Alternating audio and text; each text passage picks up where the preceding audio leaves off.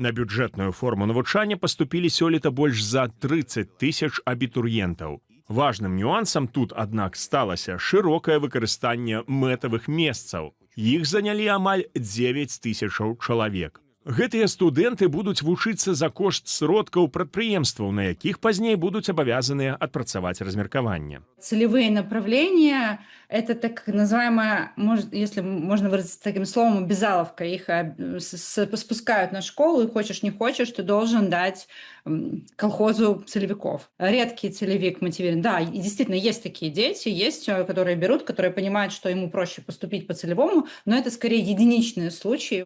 Гэтак рэжым спрабуе змагацца з нястачаю кадраў у пэўных галінах. Па некаторых спецыяльнасцях да 80% залічаных на бюджэт складаюць менавіта мэтавікі. Найбольш у медыцыне, інжынернай справе, сельскай гаспадарцы. Аднак і гэта не зрабілася панацэяй. Аграрныя спецыяльнасці, сельскагаспадарчыя, вось, і там поўны правал.